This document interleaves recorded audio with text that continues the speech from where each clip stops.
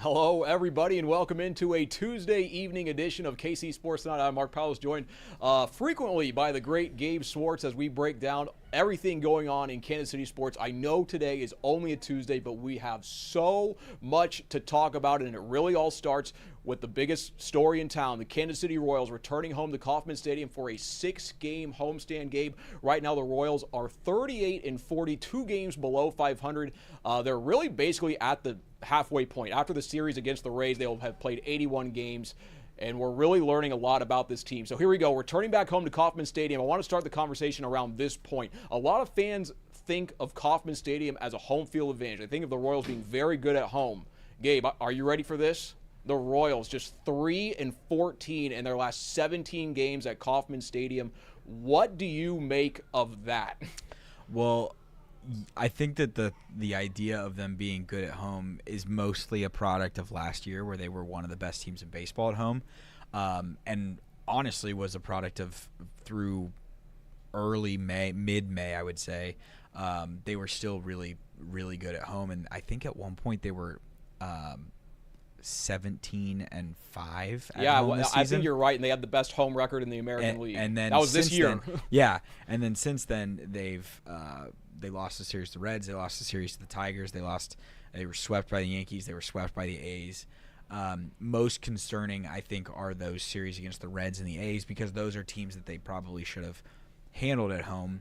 The Rays don't necessarily profile as a team that you're just penciling in for a series win against, but I would say it's critical to get a series win against them, because they're another AL wildcard contending team, and winning those games, as we mentioned on yesterday's show against Texas last week, was really helpful in terms of positioning the Royals in that spot. And you've got the Mariners playing the Twins this week. There's just so many of those matchups where, with the new schedule being the new schedule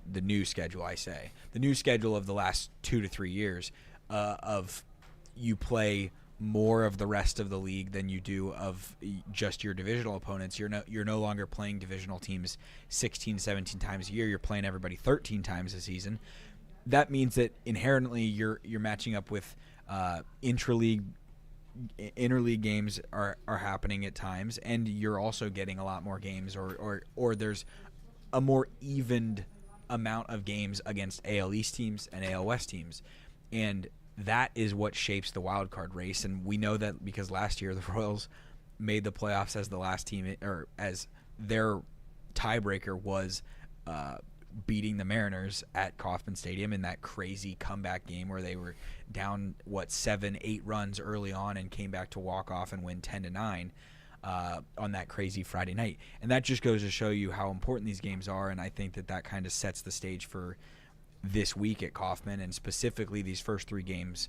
I think that, yes, the Dodgers are clearly a better team than the Rays, but in terms of importance of winning, where losses almost feel like 2 losses, because not only are you moving down in the standings, the team that you're chasing is moving up in the standings. These 3 games, Tuesday, Wednesday, Thursday, against the Rays, are so important to the Royals setting the tone and kind of making up for the fact that last homestand was an absolute disaster. Yeah, there really is no other way to say it. The Royals, they've lost 7 straight games at home. They've lost 6 consecutive series at home. And, guys, the numbers, they honestly get worse and worse. The Royals have hit just 13 homers in 38 games at home, which is by far the fewest in all of baseball. And the next closest is the Pirates at 24, which is 11 more home runs than the Kansas City Royals. We know Kauffman Stadium, obviously a big park, and we have kind of come to think of the Royals being a very good team at home, but it has not been a good place for them as of late. And now 2 good teams coming to Kansas City this week, as Gabe mentioned, both the Tampa Bay Rays and the LA Dodgers. It is going to be critical that the Royals kind of stay afloat here, because it really leads right into our next point, is because we are 78 games through this into the season. The trade deadline is approaching here, coming up at the end of July, or maybe it's changed a little bit. But the Royals are going to be faced with a big question here, because they entered this season, they wanted to really contend for the playoffs. They really thought they were going to be able to take another jump, more than just win 1 series, maybe win 2, 3 in the postseason, and really see what happens. But it's safe to say we have seen them take a step back so far this season. They are not as good as they were a year ago, and they are not producing the way that they are. My question here, Gabe, is should the Royals be buyers, sellers, or is it too early to tell? Because I'm beginning to think, I really have the opinion, this homestand, these next 6 games could really determine that. If the Royals go 1-5 on this homestand, 2-4, and they sink further and further in the wild card and division races, I don't know how J.J. Picollo could go to John Sherman and say, we're going to go out and get something, because it's not, in my opinion, I'm not sure it's worth mortgaging your future for a team that might win 83, 84 games. What are your thoughts on that? Yeah, I don't think that it would be anything of mortgaging the future. I don't think that they're at the point where they're good enough to send away the top echelon of their prospects in terms of the future. I do think they are in the conversation where you can talk yourself into, hey, if we can aid our flaws, our strengths are so strong that if we just raise the floor of the team and fix the issues, then we become a substantially better team. The counterpoint to that, of course, is that they felt like they did that this offseason, and that hasn't necessarily gone as according to plan. But at the same time, you can make similar moves where, like, I don't feel like the Royals mortgaged the future in the Lucas Erceg trade last season, and yet that massively fixed one of their, or aided in the fixing of one of their biggest flaws last year, which was we were talking all season long about how bad the bullpen was and how many games the bullpen was giving away, whereas this year it feels like the lineup is giving the games away.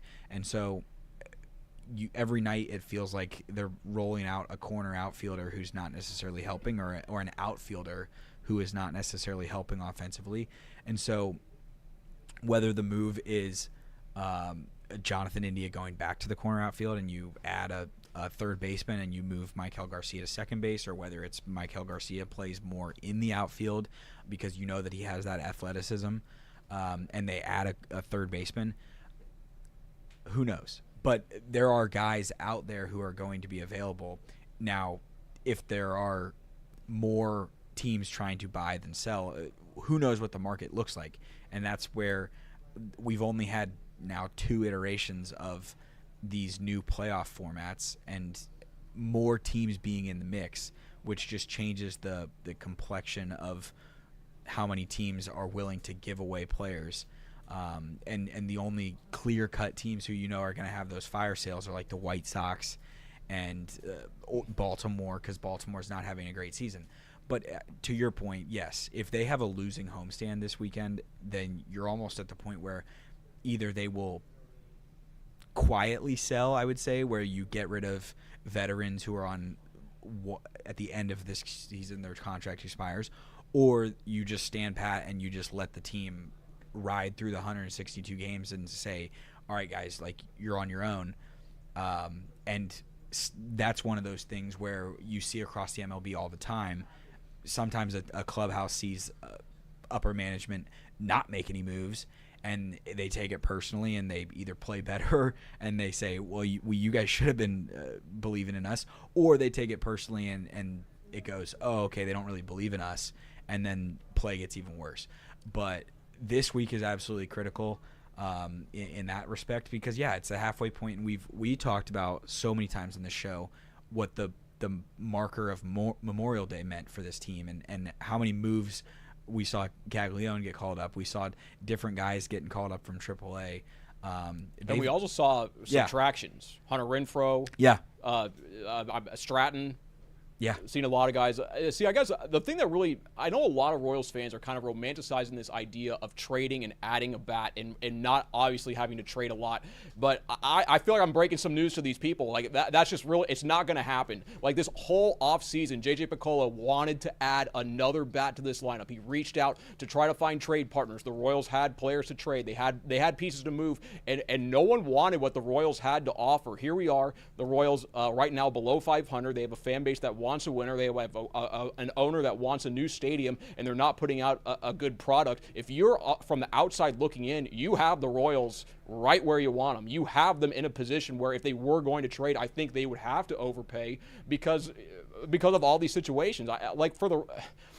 I don't think you're going to get a good impact quality bat by not trading one of your best prospects. And I really think one of the Royals, they want an outfielder. They want someone else that can add some offense to this lineup. But another point I want to make on that is I also don't think one bat is going to save this lineup. The Royals' offense is one of the worst in Major League Baseball. I believe it is the worst in the American League. And adding one impact bat, what's that going to raise your rank from 29 to 20? Yeah, not even that probably. So people, one bat is not going to save this team, and a lot of it, I really think last year, and I know it was a big step forward for the team, but I think in part it really was a mirage because of the running and scoring position batting average. I think last year they were second in the major leagues with batters in running and scoring position. This year they are like second to last, third to last.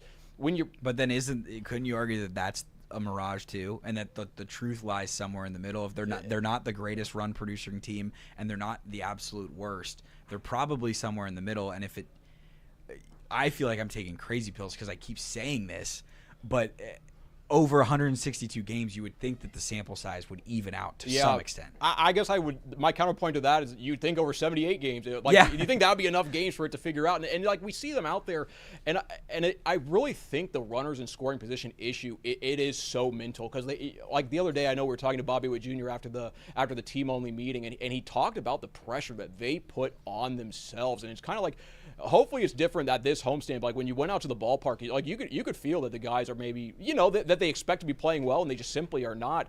And it's just, we're going to have to wait and see. But if I were the Royals, like I don't understand how you can.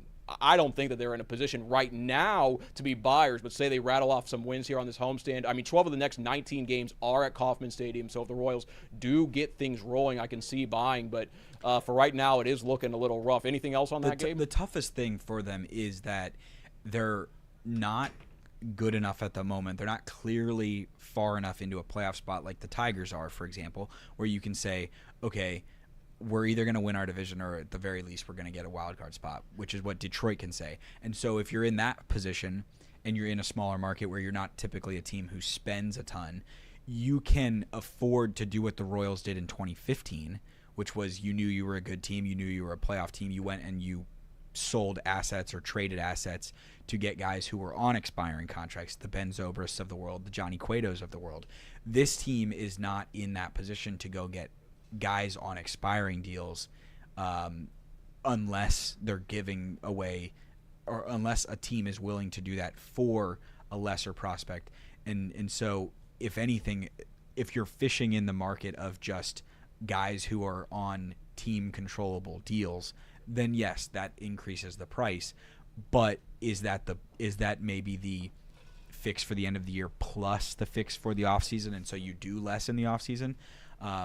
Which is what they did with Lucas Ursig. They got a guy who had 3-4 years of team control, and thus you didn't have to do as much in the bullpen in the offseason to fix issues. I don't know, but we will see. And of course, it all starts tonight. And it's always fun to think about. These are definitely some of the exact same things that J.J. Piccolo, the entire Royals front office, they have to think about these things all the time. But I would say, just in kind of seeing how J.J. operates and the Royals operate, I don't think that they would really I don't think they would ever go after a move that would really jeopardize the future. I don't think they would go all in on the season that it doesn't look like it would be. But we'll have to wait and see. You never know what could happen. Maybe they get a directive from above. There's other elements at play. There's a stadium discussion going on. So we're going to have to see what happened. But the trade deadline coming up, the Royals, kind of a little bit of murky water there. Now, moving on real quickly, we're going to catch you up on the American League All-Star voting update because we had some new results come out recently. And the Royals do have several players worthy of being All-Stars, but fans might not see as many Royals down in Atlanta as they want just because the Royals are very far behind in some of these votes. Shortstop Bobby Witt Jr., he's the top Royal. He's in second place to the A's, Jacob Wilson. So he needs to kind of make up some ground there. Third base, Maikel Garcia, he's playing like an all-star. He's one of the best third basemen in all of baseball. Right now, though, he's seventh in the voting, and he is well behind first place. Jose Ramirez out of Cleveland, about $1.5 million behind. The other only Royals in the top 10 for the position players are catcher Sal Perez. He's eighth in that voting. And at first base, Vinny is sixth. So, guys, if you want to see some of these Royals down there in Atlanta, go online, vote for these guys. Let's see what happens.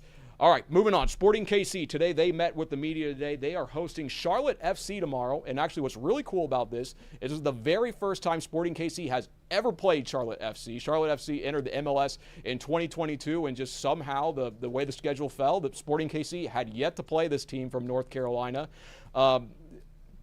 Kerry Zavagnin met with the media today, asked a little bit about Charlotte FC. He says their coaching staff comes from the Premier League and they play a very organized style of soccer. Going to be exciting to see that tomorrow night. But one thing here, Sporting KC is on its first losing streak under interim head coach Kerry Zavagnin. They've lost 2 matches in a row. And then coming up on Saturday, they're also Sporting's going to honor Matt Beasler, a local Kansas City kid. Gabe, so here we are, Sporting KC. Peter Vermees left earlier this season. Kerry Zavagnin's kind of taken over. We've seen a little bit of a spark. They're only 6 points, I believe, out of the playoff picture. Kind of how would you assess kind of Sporting KC? How would you say they've done since Peter Vermees parted ways and Kerry has taken over? I would say it's decent.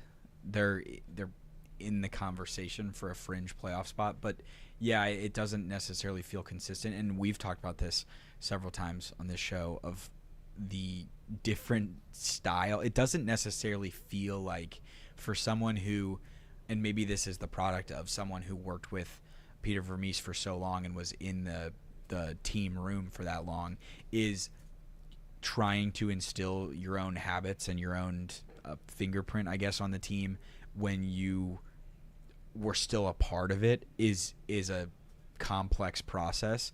And I think we've seen that with the way that different games have gone, and specifically the way that games at home have gone. They've not necessarily been a great defensive team, and typically you would think it's going to be easier to play some defense at home and not concede as many goals, but they've given up 3 goals to the Revolution. They gave up 4 to Dallas this past weekend, or 2 weekends ago.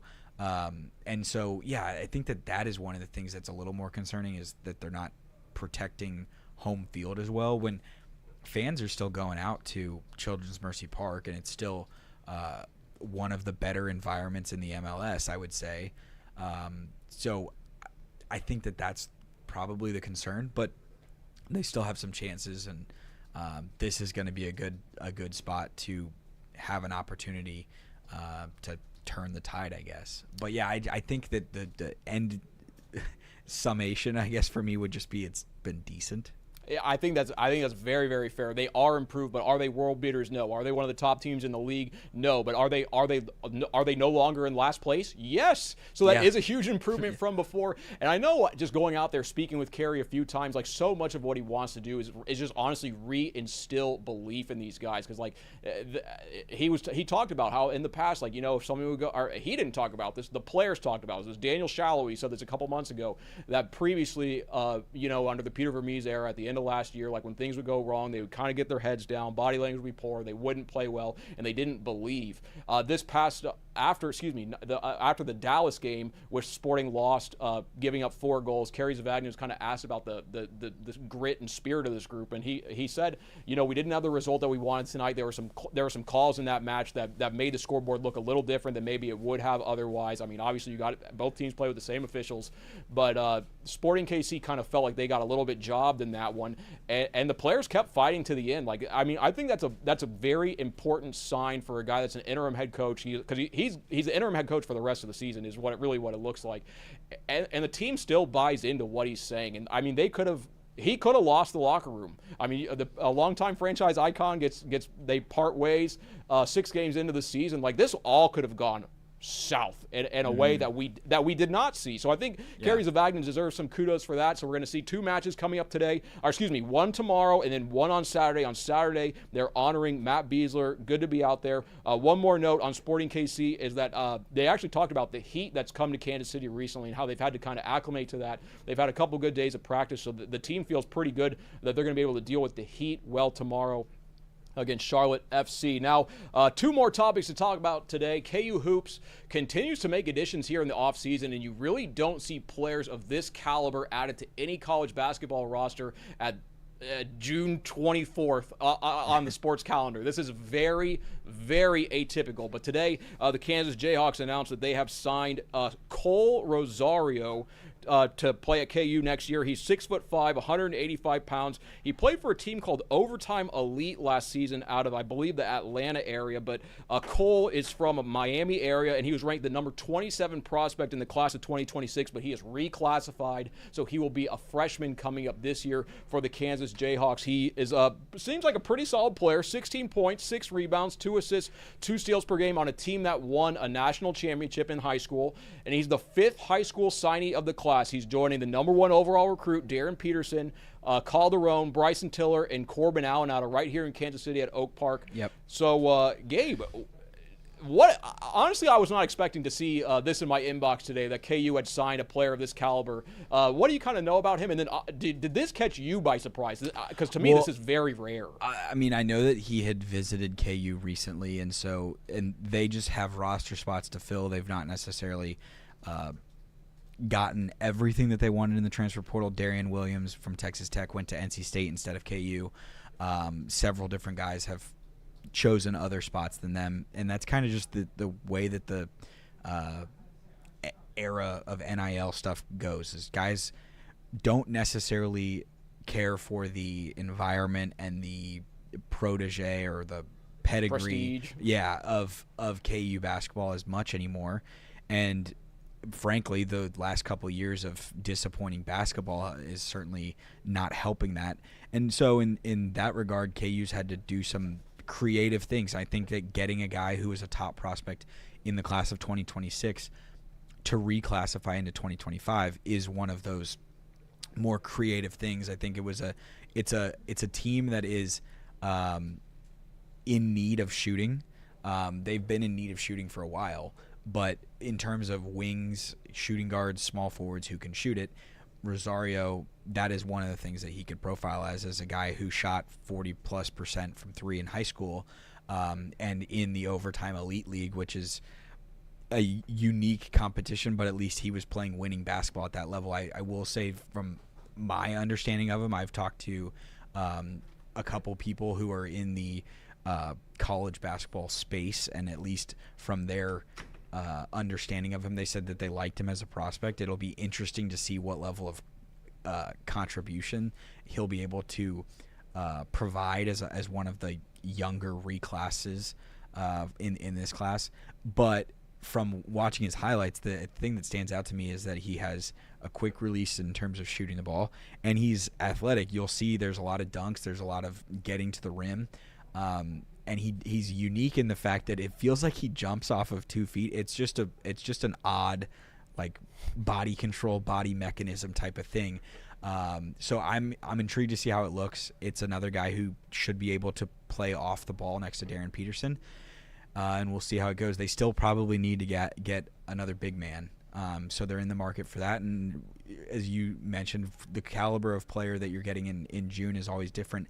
But 2 years ago, they were very late in the game and added Johnny Furphy, and he ended up being NBA player, a pretty solid contributor, and a guy who is in the NBA now. So we'll see. Yeah, we're going to have to see. It really has been a very interesting offseason, I would say, for KU. I mean, signing Darren Peterson, but then you kind of look at some of the things that have happened afterwards, like with just the way the team kind of disassembled at the end of the year, and then how they've added, a lot of talent from a lot of creative ways. I was really kind of wondering, when all this was kind of going down at the end of the season, how Bill Self and how this organization, how this program was going to kind of fill the spots. And they have really found some very interesting solutions to bring in talented guys into Lawrence, Kansas, to bring that program maybe back to where they want it to be. And then also adding Jock Vaughn to the coaching staff. I mean, I don't think that can really be slept on. I think that's a huge, huge move by the Jayhawks. So here we go. We're talking KU basketball in June. We're going to see what happens coming up much later in the fall and winter. We have one last topic today, and I think it's going to be near and dear to a lot of Royals fans' hearts today. Whit Merrifield, the great Whit Merrifield, announced his official retirement from Major League Baseball. This is a guy he came up after the Royals had their World Series run, but boy, was he one heck of a player. He's a 3-time All-Star, 9 Major League seasons. He led the American League in stolen bases 3 times, hits twice, doubles and triples once.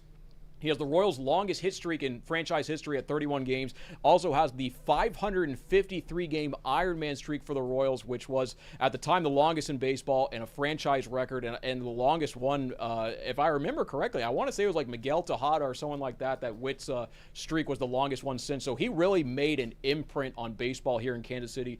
Gabe, seeing his retirement, I saw he thanked Kansas City. What did it mean to you to see him thank, obviously, KC? And then what are maybe your top memories of Whit? Yeah, I mean, his retirement graphic was all photos of him in a Royals uniform. I think that he knows that is what he'll be remembered as. And honestly, his message in his retirement, he said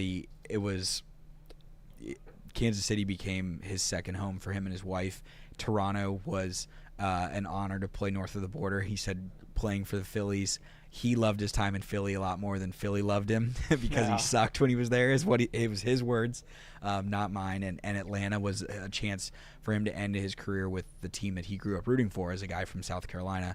So kind of a full circle moment in that regard. But yeah, I think that he was a bright spot in one of the down period of Royals baseball between this era of competitive baseball this year and last year and recently, and then the 2014, 15, 16 two World Series runs and that core. He wasn't really a part of it, but he was in the minor leagues for the Royals for a good portion of time because he was one of those late bloomers and kind of didn't get to the MLB until he was 27. And so for how late he was into his career before he got into the MLB, I think that his career is an overwhelming success. To have 2 years where you led the AL in hits, led the MLB in hits, and have the Royals all-time hitting streak. Hopefully someday Bobby Witt Jr. breaks that thing or Jack Caglione breaks that thing. Who knows? I know Vinny Pasquantino. Yeah, who knows? The Pasquatch. So, but Whit Merrifield will be someone who is remembered as a Royal for the 9 years that he was in his career, and I think he's well aware of that. And his statement, his retirement announcement is that, and it was also just very understated. I mean, he's not playing baseball this season, and he said this was an easy decision. He knew it was time to be done, and he's 36 years old. He's a father now, and on to other things. Yeah, I think with Whit Merrifield, he really was just a guy that did things the right way. And one thing that kind of stood out to me was in his thank you when he said he was honored to play in Canada. He spelled it the way that they spell it out in Canada, H-O-N-O-U-R, and like that's the kind of stuff that he does, and that was intentional. Is because he wants to show love and respect for the people up there north of the border.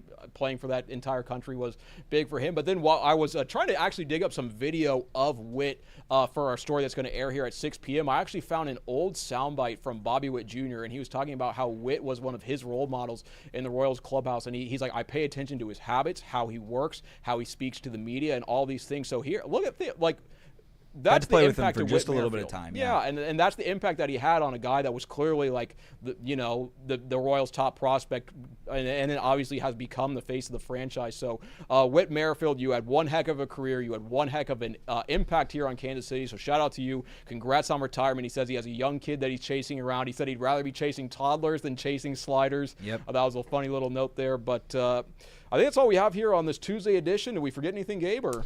Don't think so. See how the Royals do tonight. Yeah, 3-game set against the Tampa Bay Rays and a 3-game set against Shohei Ohtani and the LA Dodgers. It is a big week of baseball at Kauffman Stadium, and two really good teams coming to town, both with more than 40 wins, taking on the Royals, who are trying to get above that 40-win threshold. So that's all we have here tonight. Take care, guys.